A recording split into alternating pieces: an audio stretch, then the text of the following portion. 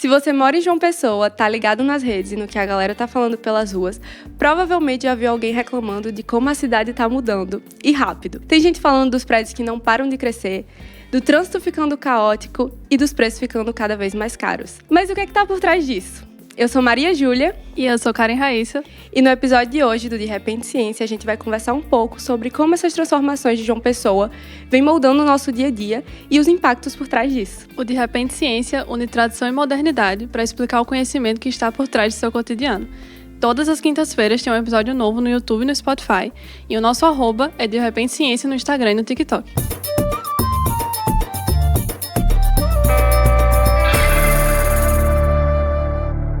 A gente vai começar hoje com Marcela Novaes, que é doutora em Sociologia pela Universidade Federal da Paraíba, e a tese dela fala justamente sobre como grupos de elite influenciam no desenvolvimento da cidade. Bora entender o que está por trás dessas transformações. O nome da pesquisa de Marcela é O Meu Prédio Tem Tudo: Intersecções entre o espaço social, simbólico e geográfico nas práticas residenciais de frações de elite em João Pessoa. Esse trabalho foi apresentado como a tese de conclusão do doutorado da pesquisadora e aborda um pouco sobre como o início do crescimento da cidade vem impactando até agora no nosso dia a dia. Ela fala um pouco sobre o desenvolvimento da cidade e até porque as famílias de elite saíram do centro em direção à praia, como por exemplo. Primeiramente, eu queria desejar boas-vindas à Marcela. Obrigada. E agradecer por ter aceitado o nosso convite para participar do De Repente Ciência. Obrigada, Júlia. Obrigada, Karen. É um prazer estar aqui. É minha primeira entrevista. e principalmente agora, né, após o término do doutorado, né, para falar sobre esse assunto, que foi o assunto que me fez, na verdade, querer estudar um pouco isso e entender também o que vem acontecendo com a nossa cidade. E como é que isso aconteceu? Do que se trata a minha pesquisa? Eu busquei perceber as intersecções, como o próprio título diz, entre os espaços. O espaço social, o espaço simbólico e o espaço geográfico. O que é que isso quer dizer? Quer dizer que eu vou observar como a posição que um indivíduo ele ocupa no espaço social, como é que ela vai se traduzir ou se retraduzir, se refletir nas suas tomadas de posição, nos seus gostos, no seu estilo de vida e, por conseguinte, no espaço geográfico, como é que esses estilos de vida eles vão ser realmente apropriados no espaço físico. E aí essa foi a nossa ideia, o nosso recorte foi falando do universo da moradia, então falar sobre os modos de morar, o foco nas elites, né, no caso, frações de elite. Eu vou chegar aí para explicar como foi essa construção, mas pensando de que não existe uma elite, né? Por isso que eu uso elites no plural mesmo, porque são várias elites, são vários grupos, né, que têm ali seus diferentes capitais e eles têm disputas entre si, então não é que eles disputem com a classe média, não é por aí. E aí a gente fez todo um percurso de pesquisa para poder chegar até esses moradores. E aí como foi que a gente fez isso? Primeiro, comecei com um levantamento de todo o desenvolvimento urbano da cidade, sob a perspectiva das elites, né, focando nisso, o caminho que elas fazem. E aí a cidade ela já nasce meio que com uma diferenciação simbólica e literal, né, porque é dividida entre cidade alta e cidade baixa, onde na cidade alta estavam as elites e na cidade baixa estavam as classes populares. E aí você vai acompanhando esse desenvolvimento da cidade, a cidade começa a crescer, um pouco mais lento nos 3 primeiros séculos, depois ela começa a acelerar esse desenvolvimento, e aí a gente começa a perceber nas pesquisas que as melhorias, por exemplo, primeiro elas chegam nas classes altas, para só depois, se chegarem nos bairros das classes baixas. Um exemplo bem emblemático assim, que ficou na tese foi o do bonde a burro. Na época em que o bonde a burro não tem mais na cidade, agora é bonde elétrico, não pode mais bonde a burro, é proibido, mas ainda assim, na cidade baixa se andava de bonde a burro, enquanto que na cidade alta já não mais. Então, saneamento básico, iluminação, todas as questões de investimento público, de estrutura urbana, a gente observa como as elites, os dominantes, digamos assim, eles ganham, eles vencem, né, nessas disputas. E aí como é que a gente vê isso? Não são só nesses investimentos, mas também, vamos lá, a cidade começa a crescer, então vamos para onde? Começa a descer pela Epitácio Pessoa. A gente vê aqueles casarões ali na década de 30, 40, 50, que começa a se construir no bairro dos Estados, né? Que a gente quarteirões inteiros numa casa só, enfim, que hoje várias estão sendo transformadas em edifícios, mas enfim, tem esse movimento, começa essa descida. Aos poucos se chega ali na década de 50, mas intensificando na década de 60, chega na praia, que estava habitada. A praia ela era habitada. Os pescadores moravam lá, tinha toda a vila e tal. Tanto que em algumas entrevistas tem uma pessoa ou outra que menciona esses pescadores. Porque naquela época nós brincávamos com os pescadores, éramos ensinados a brincar juntos, os ricos e os pobres, e lá. Pronto, ela fez esse registro que existia gente ali. Mas ninguém fala. É como se fosse uma praia vazia que nós chegamos e tomamos de conta porque não tinha ninguém ali. Então, não se fala de para onde esses pescadores foram realocados, o que aconteceu com eles. Então, várias situações na cidade em que, na Beira-Rio, o Complexo Beira-Rio ali, teve também desapropriação, que agora, novamente, está tendo um novo debate por conta do Parque Linear Jaguaribe ali. Enfim, tem todas essas coisas que são lutas, são disputas simbólicas que se traduzem no espaço físico, né? A gente se apropria desse espaço. Então, a partir do meu estilo de vida, e aí, quando se torna de classes, né, a gente tem algo que realmente modela a cidade. Né? Então, é interessante observar como esses estilos, né? Então, chegamos na praia, ali na década de 70, o discurso dessas elites, que foram as elites tradicionais, como eu classifiquei, que já são elites há muitas décadas, enfim, que transmitem esses capitais através das gerações, eles têm um discurso muito nostálgico dessa época da cidade, porque era uma época em que todo mundo se conhecia, era uma época que só tinham famílias conhecidas. E aí, o que acontece? Década de 90, primeiro ali virada para 2000, 2010, adensamento nesses bairros da praia. Muito forte. A cidade crescendo, os bairros se tornando não mais bairros residenciais, como eles classificavam, diziam, antes Manaíra, Cabo Branco, Tambaú, eram só casas, só pessoas conhecidas e tal. E agora não, agora é comércio, não é mais um bairro residencial. Até que chega Nota e Plano, que já existia, né? Mas, enfim, em 2007, quando tem ali um decreto, aí, de novo, lutas e disputas, né, que junta poder público com construção civil, representando os interesses das elites, que ficam ali nessa coisa toda. E aí, inclusive, teve um construtor que eu entrevistei, na minha pesquisa eu entrevistei 4 construtoras de alto padrão na cidade, 2 que já trabalham desde a década de 80, 70, e outras mais novas, para ver como é que eles percebem essas mudanças. E aí um deles foi bem enfático, dizendo que não, fui eu que consegui essa mudança, porque o prefeito à época não queria mudar o zoneamento do altiplano para permitir as construções e tal, e fui eu que consegui. E, enfim, o altiplano é o que é hoje por conta dessas lutas e dessas disputas simbólicas e materiais, né? Enfim, e aí, depois que a gente fez esse levantamento, então, a gente vê que as elites, elas estão ancoradas na região da praia. Ok. Então, o que é que a gente fez? Entrevistas com os construtores, a gente entrevistou arquitetos também.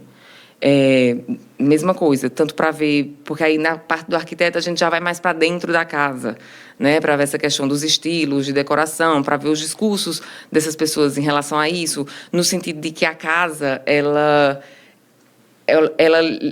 é um espelho de quem você é, né? Porque você vai botar ali... aí tem vários discursos de... é uma casa de memórias, tem os objetos da minha vida, das minhas viagens, enfim. Então, tem todas essas referências em relação à moradia, né? Então, com os arquitetos a gente viu isso, mas a gente também percebe essa questão do espaço geográfico da praia, né? É como um pouco se a cidade da praia para trás, ela não existisse tanto, né? Ela não é tão mencionada assim.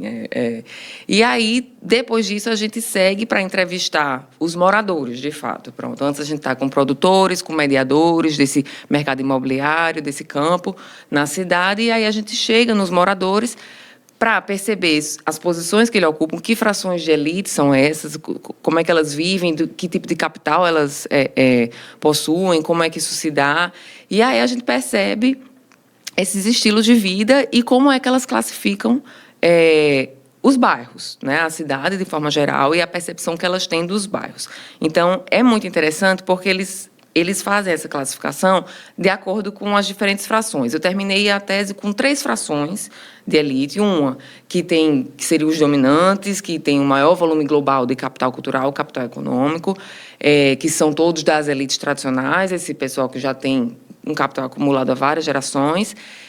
Uma outra fração é a fração das elites econômicas, que aí eles têm mais capital econômico do que capital cultural, e aí nelas tem tanto gente pertencente às elites tradicionais como das novas elites, pessoas que estão em ascensão econômica neste momento, né, da vida, assim, na sua atual geração. E a terceira fração, que seriam as elites culturais, que também misturado novas elites e elites tradicionais, né? Seriam elites tradicionais que em tese, estariam em declínio, elas não conseguiram manter aquele padrão, né, não conseguiram reproduzir os capitais que herdaram, né? Então, cada uma mostra um pouco, uma visão diferente da cidade. Então, assim, por exemplo, as elites culturais, elas tanto ficam mais concentradas no Jardim Oceania e no Bessa, quanto tem um discurso mais que rechaça mais o altiplano. Tanto de dizer que não vão no altiplano, não tem o que fazer no altiplano, porque lá não tem nada, quanto de se distanciar no sentido de querer dizer que lá realmente o que vale, o valor é o econômico, e para eles o que vale é a cultura. Então, ali não teria... Então, tem esse distanciamento. Nas elites econômicas, não. A gente percebeu muito um certo deslumbre até, a gente não sei se essa é a palavra correta para usar, mas, assim, falas muito poéticas em relação ao bairro, né? O título da minha tese, que essas aspas, que é "O meu prédio tem tudo", foi a fala de uma das moradoras, que ela... Nossa, falando que esse meu prédio tem tudo, né? Eu não preciso mais sair para resolver coisa, para lavar o carro, porque tem salão de beleza, enfim, uma série de serviços, de facilidades, né, para esses moradores. E aí tem esse fascínio, teve um informante que falou que o altiplano tem um clima diferente, que quando você sobe o ar muda, é como se fosse estivesse fora da cidade de João Pessoa. Enquanto que entre os dominantes e nas elites, que são das elites tradicionais, na verdade, o que é que acontece? Alguns moram, né? Então, não é que no altiplano só existe agentes das novas elites, novo rico, como diz a história, né? Não é isso, também existem pessoas que são das elites tradicionais, que há muito trazem, mas o que eu percebi é que eles não demonstram essa mesma, não é ansiedade, animação, assim, com o bairro, sabe? Assim, ai, nossa, realmente morar aqui é incrível. Não, eles, ok, o bairro, mas tem um que fala que é um bairro de passagem, porque tudo que ele precisa fazer, desde trabalho até lazer, ele desce, né, para os outros bairros da praia, enfim. Elites que vivem nesse circuito da orla, né, nesses bairros, Manaíra, Tambaú, Cabo Branco, Bessa, Altiplano, centro, coisas de trabalho, enfim. E para quem faz parte das elites culturais, aí tem uma coisa ou outra em outros bairros, assim, Miramar, eventos culturais, Usina Cultural Energisa ali no centro, lá em cima. Enfim, tem essas umas outras coisas. Mas, de forma geral, programações, digamos assim, é um estilo de vida muito fechado, sabe? E aí é onde entra a questão com a praia, porque eu via, como hipótese de pesquisa, né, quando começou a tese, eu fiz, a praia, eles vão dizer que vivem na praia, né? A praia, Camboinha, tal. E o que eu percebi é o seguinte, que existe, sim, a praia é um símbolo de distinção, ela aparece como bem-estar, como, a praia realmente essa coisa da natureza que traz a calmaria, a nossa cidade tem esse coisa, só que aí o que acontece? A praia, ela é contemplativa. Eles não vão à praia. No máximo, algumas pessoas que ainda veraneiam dizem frequentar a praia, mas em Camboinha, né? Lá, Camboinha, ali Formosa, não as praias urbanas, para não dizer que ninguém, um ou outro das frações culturais. Aí ainda vamos para dar uma caminhada, assim, mas não existe aquela cultura que eles alegam que existia ali na década de 80, 70, enfim, que iam-se à praia, mas agora, por conta da violência, não vão mais. Então, seria porque chegou a população, o povão, digamos assim, na praia. É essa a impressão que deixa, porque eles dizem isso, né? Eles falam, antes era só a gente, só tinha a gente, todo mundo se conhecia, era todo mundo amigo, a gente ia à praia e tal. E hoje não, hoje a gente não pode mais sair andando porque tem medo de assalto, a gente não vai mais à praia porque, muito difícil ir à praia. Teve uma pessoa que mora na segunda, não mora na orla mesmo, mas mora na de trás, na rua de trás, e ela disse, no bairro de Cabo Branco, bem no comecinho do Cabo Branco, e ela disse que não vai mais à praia hoje em dia porque é muito distante, tem uma faixa de areia muito grande, daqui que ela chega na praia tem vendedor ambulante vendendo coisa, é muita gente falando, isso aqui, ela não vai mais à praia. É isso, é o outro indesejado, né? Assim, não, invadiram meu espaço, né? Nós vamos invadir sua praia. Pronto, lembrei daquela música, bem que isso, assim. Acaba que essas pessoas se isolam nos prédios, como uma das entrevistadas disse, meu prédio tem tudo. E para você acha que isso é só por questão de conforto ou tem outros fatores simbólicos envolvidos? Tem muita coisa envolvida, né? E assim, essas questões nem sempre elas são conscientes, né? Porque a gente fala muito nisso, é como se fosse uma escolha. Muitas vezes a pessoa só vai tomando essas... É o mercado que ajuda, né, com o discurso publicitário. Então, você vê, o discurso publicitário ele é voltado para quê? Para a segurança, ou seja, reforça a ideia da falta de segurança, porque se estão precisando fazer um condomínio aquele condomínio das Américas, por exemplo, que é a propaganda deles, a publicidade deles em termos de segurança é como se fosse assim, gente, onde é que eu estou morando, então? Porque é tudo de alto nível, para todo tipo de... E aí eles colocam, não, mas vai ser vidro, os muros vão ser de vidro, enfim, não sei se propriamente de vidro, mas, enfim, para você ver o lado de fora, para você não se sentir preso. Enfim, é algo muito contraditório. Quando você tem isso, quando você reforça isso, não, então vamos reforçar a segurança. Ai, meu Deus, a violência. Vamos reforçar a segurança, então. Vamos carro blindado, a rua só serve para trafegar, ninguém mais anda nas ruas, ninguém mais socializa. E, ao mesmo tempo, você não trata a violência. Você não trata as questões que estão ali gerando essa violência. O que é? Aliás, inclusive, assim, é tanto nesse nível ou existe um pânico maior do que efetivamente é?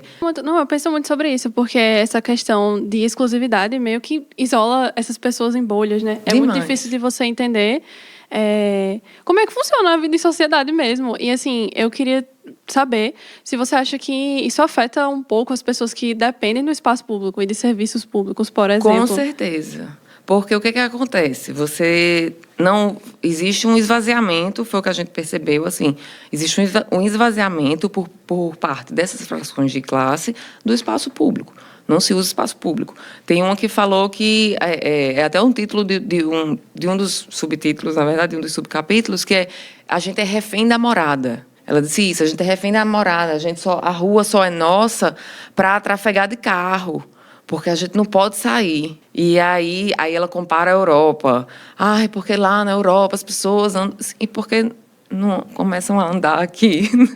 Enfim, por que não começa? Se você tem um movimento, pronto, você tem um movimento de ir para o altiplano. O que acontece? O que gerou na cidade um dos problemas que todo mundo sente? Trânsito. Né? Esse desenvolvimento da cidade, está todo mundo sentindo o trânsito, o caos. E aí, boa parte das reclamações dessas pessoas, dessas frações de classe, são sempre voltadas para o trânsito e para a segurança.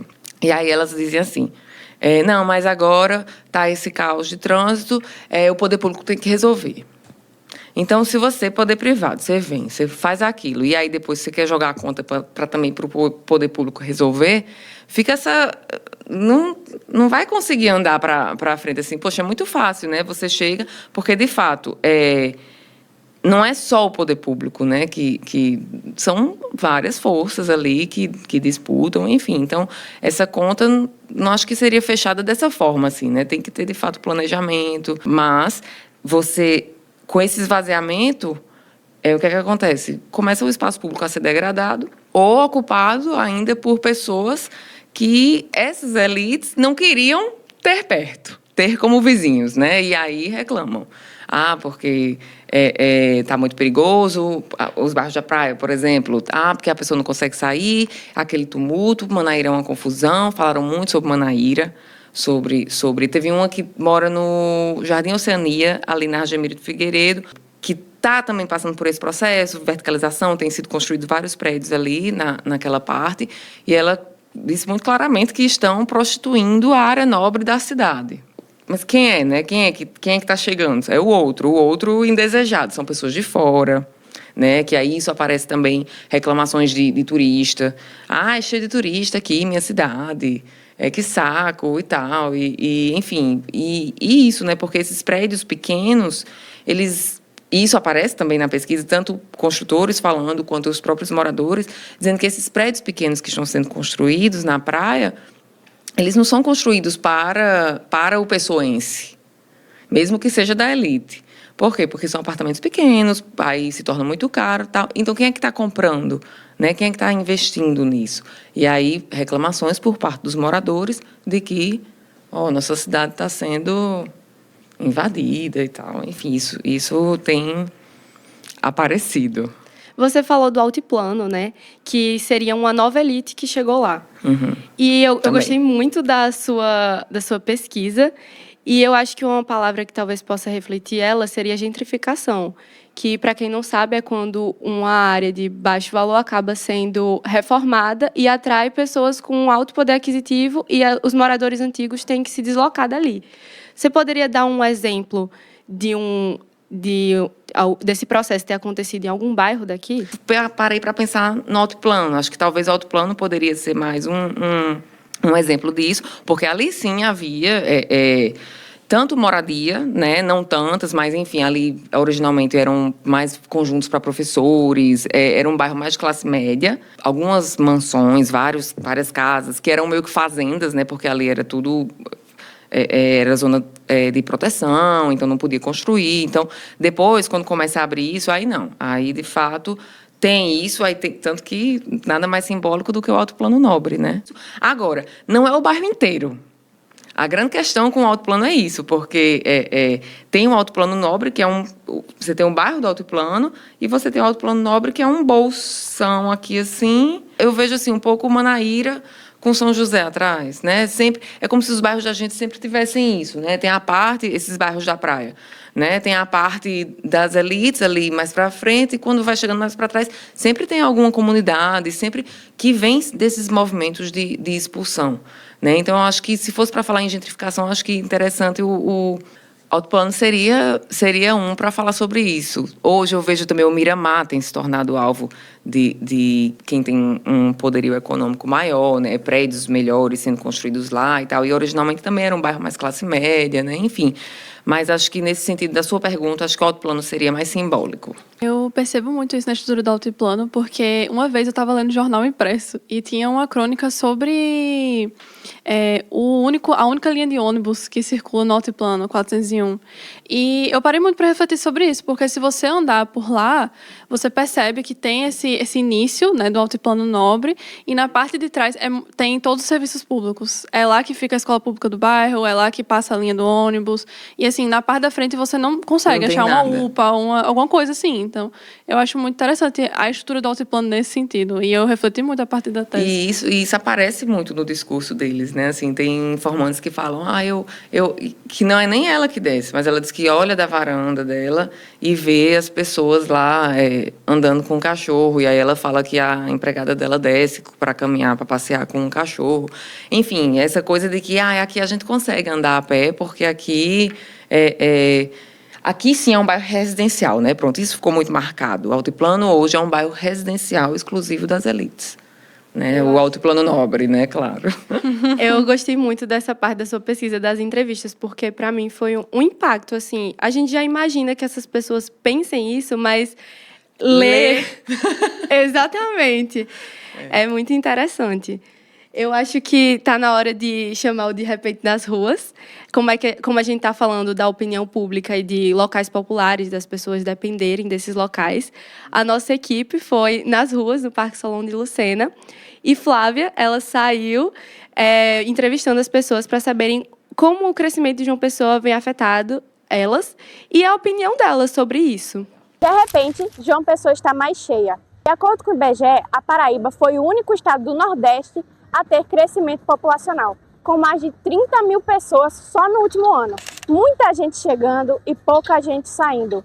E com isso, a capital é afetada. No episódio de hoje do De Repente Ciência, a gente veio na Lagoa ouvir ao público sobre esse tema que está dando o que falar.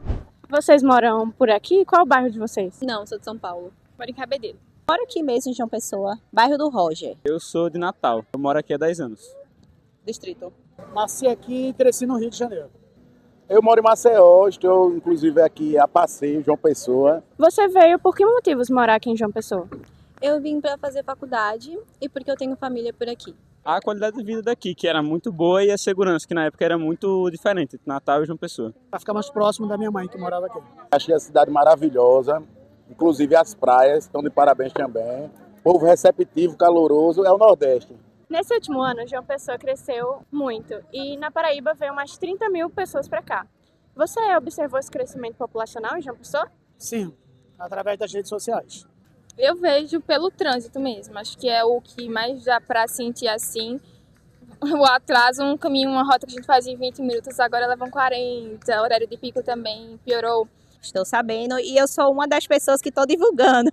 Estou divulgando bastante, como a gente trabalha com rede social também, então quanto mais assim a gente falar de João Pessoa, melhor é, né? Trânsito, mercadoria e comércio. Comércio principalmente tem crescido bastante. Tá péssimo o trânsito, né? Vamos concordar. Você observa que esse crescimento populacional gera mais malefícios ou benefícios para cá? Acho que benefício, trânsito, o pessoal reclamando do trânsito, mas é normal. Quanto mais gente, mais trânsito. Eu acho que trouxe benefício porque, assim, movimentação do comércio local mesmo. Traz benefício porque a cidade cresce, né? Então, tipo, traz coisa nova para a cidade. Também piora a qualidade de vida de quem já morava aqui. Meio termo, acredito que meio termo também, porque temos também muitos camelôs também que passam por dificuldades até também, né, para trabalhar. Então, assim, a qualidade de vida para trabalho é um pouco também difícil. Cada um que busque por sobrevivência. Eu não vejo os malefícios não, de verdade. Eu vejo assim que é muito bom, a galera tá vindo para cá, bastante gente, está movimentando João Pessoa. É aquela meia dose que se fala, né? Nem muito demais, nem pouco demais. Mas quanto mais gente, melhor, né? Até para o empreendimento da cidade, né? As oportunidades que tem os ambulantes também, né? Sempre gera mais emprego. Quanto mais gente, mais emprego. Você percebeu alguma mudança no seu custo de vida aqui, onde você vive? Não, ainda não, pelo menos. Tá tendo, né? Todo mundo sabe as dificuldades que o Brasil está enfrentando, né? Cada dia que passa, o preço das coisas vão aumentando, as coisas vão aumentando, mas assim, a gente não tem o que fazer, né? É viver. Aumenta bastante, né? Quando a cidade se torna mais turística, então o preço das coisas sobe. Aumentou bastante. Agora, o custo de vida tá praticamente a mesma coisa do Rio de Janeiro. Não muda quase nada. O De Repente nas Ruas vai ficando por aqui, mas a discussão não acaba. Obrigado por nos acompanhar e até a próxima! A gente viu agora o De Repente nas Ruas e, assim, eu acho que o interessante do quadro foi porque a gente entrevistou múltiplas pessoas e a gente teve contato com pessoas que moram em vários bairros, né? E, assim, eu acho que dá para perceber que teve uma recepção muito diferente, a depender do bairro. Teve gente que, traz benefícios, traz malefícios. O problema do trânsito, eu acho que foi uma coisa que muita gente acabou concordando. Mas, enfim, recepções diferentes. Eu fiquei me questionando porque nessa questão do isolamento das elites, eu acho que isso acaba influenciando os planos de infraestrutura da cidade, sabe? Eu queria saber se você consegue explicar um pouco mais como eles influenciam esses planos, porque nessa parte até que você falou de adensamento prioritário na tese, que o altiplano é uma delas, eu não sabia que isso existia, que existiam áreas específicas que recebem mais investimento público. E eu queria que você explicasse um pouco mais como é que essas áreas são definidas, se existe algum tipo de transparência para a gente saber quais áreas são de adensamento prioritário. Enfim, eu acho que foi muito interessante para mim essa parte da tese. Existe agora na cidade, né, o programa João Pessoa Sustentável, né? Que ele são várias, toda uma reforma na legislação da cidade, no plano urbanístico, plano diretor, nova lei de uso do solo, sistema viário, enfim, uma série de leis, que aí vocês podem, sim, existe toda uma transparência em cima disso, vocês podem pesquisar na internet, tanto no site da Câmara de Vereadores, quanto no Diário Municipal, enfim, existe isso disponibilizado, né, todo esse processo legislativo e tal.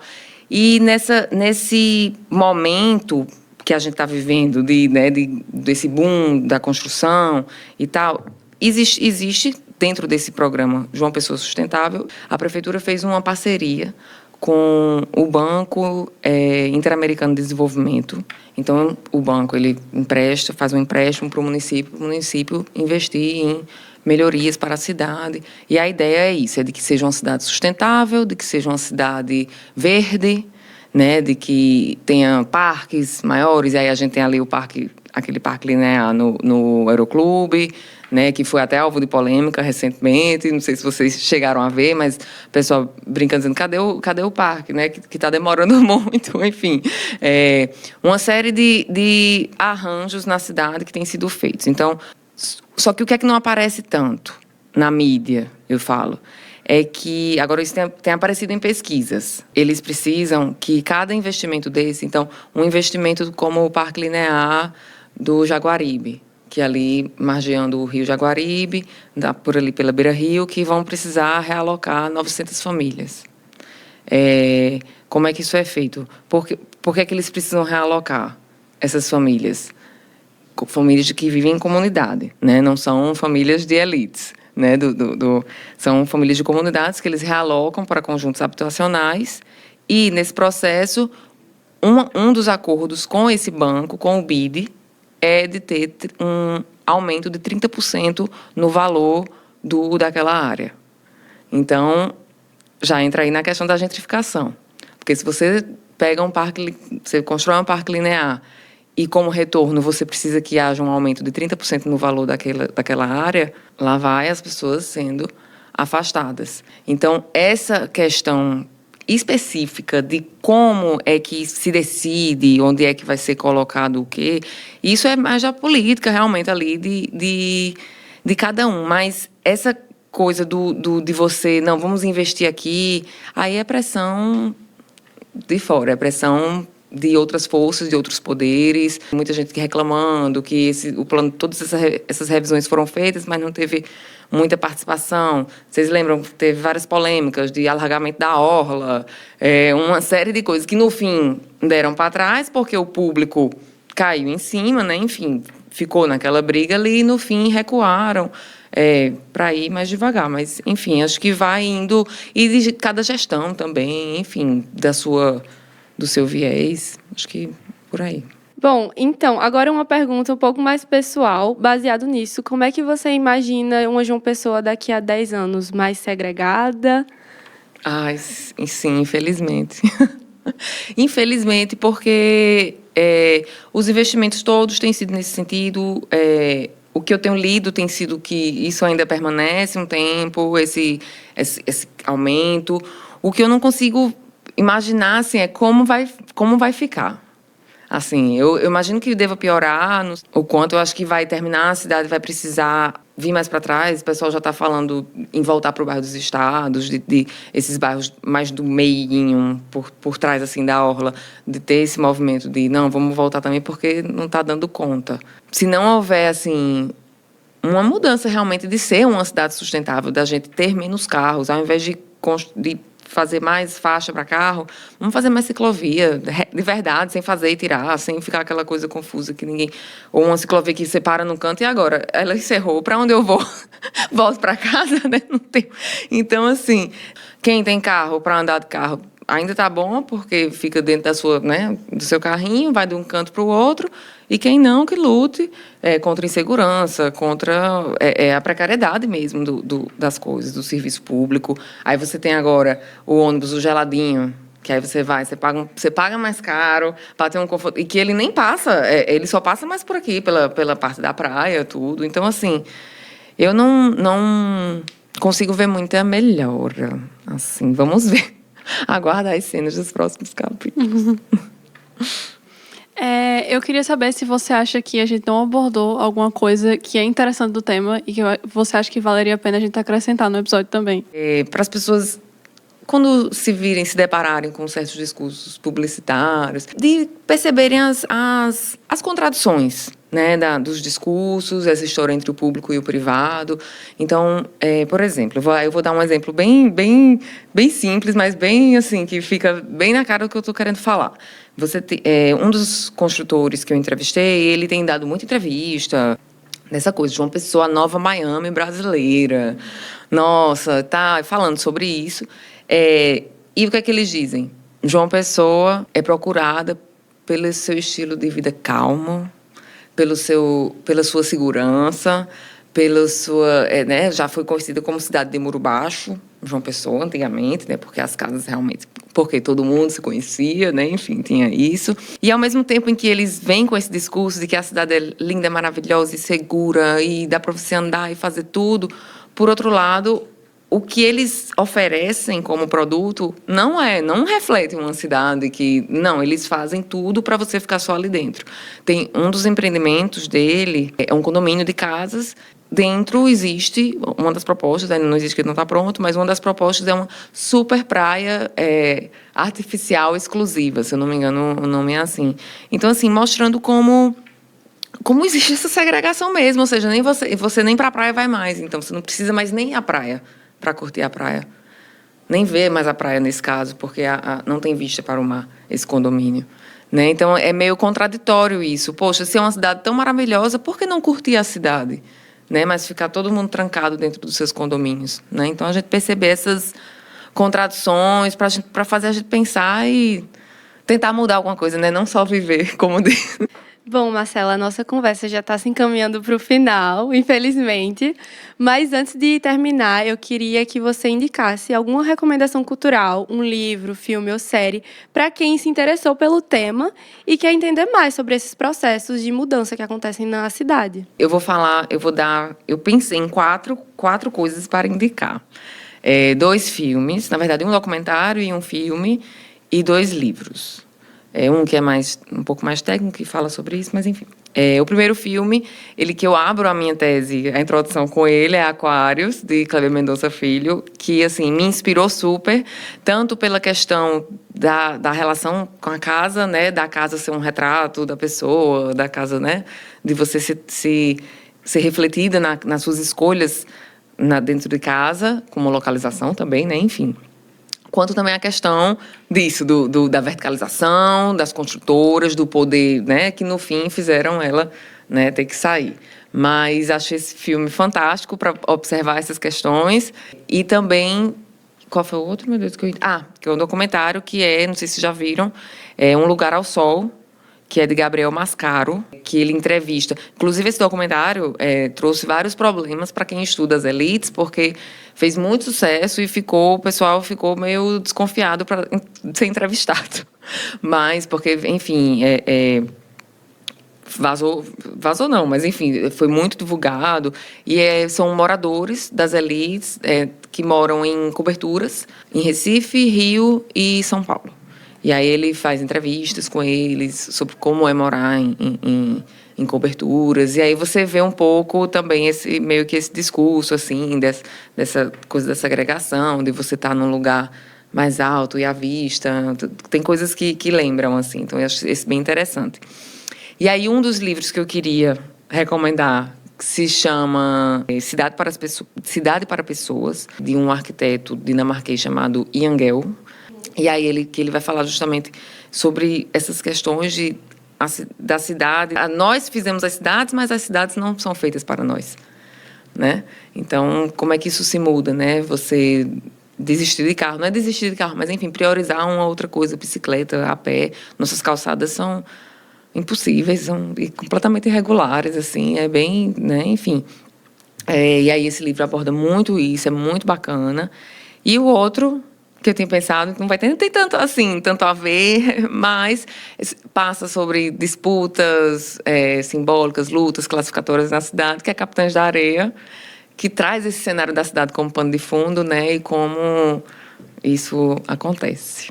Esse também é um espaço para você divulgar algum projeto, porque o De Repente Ciência é um espaço para divulgação científica, então sinta-se à vontade. Então, para dar continuidade, né, à minha pesquisa, estudando aqui as elites e as cidades, eu parti de um gancho que a minha tese deixou, que ela me mostrou que atualmente, neste momento que estamos vivenciando, que é um momento de transformações, as elites elas têm se transformado, né? E aí a gente parte dessa premissa de que, na medida em que as elites elas se transformam, a cidade também se transforma, né? Isso a gente observou por toda a trajetória nas elites no crescimento da cidade, né? E aí focar mais nessas pessoas, nessas frações de elite que estão em ascensão, em outras que estão em declínio, que já vinham de longas trajetórias com famílias, em lugares que ocupavam posições de poder, enfim, e que hoje não conseguiram reproduzir tanto esses mesmos capitais. Enfim, e aí a ideia seria focar neles,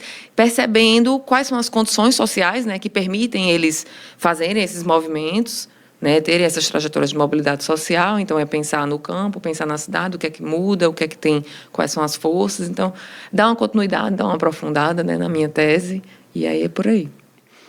Eu queria agradecer, no meu nome, no nome de Júlia, né, que estamos aqui, mas também no nome de toda a equipe envolvida no projeto, as meninas da produção, os meninos do áudio, o nosso professor orientador, porque, assim, a gente debateu muito bem essa questão da área urbana de João Pessoa. Eu acho que, por inocência, a gente não percebe tanto o que é que influencia a forma que a gente vive.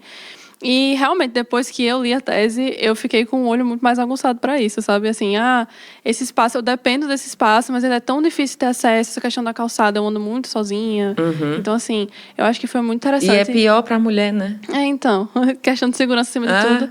Mas, assim, eu agradeço muito o nome do projeto. Você agregou bastante ao videocast da gente. Que bom, gente. Eu que agradeço demais o convite, ter estado aqui. Foi um prazer. Por mim, a gente continuaria conversando sobre esse tema, porque dá fôlego, né? E vamos aí acompanhando as transformações na nossa cidade, né? É verdade. Esse é um programa produzido pelos estudantes de Comunicação e Mídias Digitais da Universidade Federal da Paraíba, sob orientação do professor Sérgio Rodrigo Ferreira. A apresentação fica por minha conta, Maria Júlia e Karen Raíssa. Produção do episódio por Ana Vitória, Flávia de Freitas e Maria Eduarda. Áudio e trilha sonora por Lucas Brandão e Mozart Nogueira. Gostou? Então segue a gente e não perde o próximo episódio.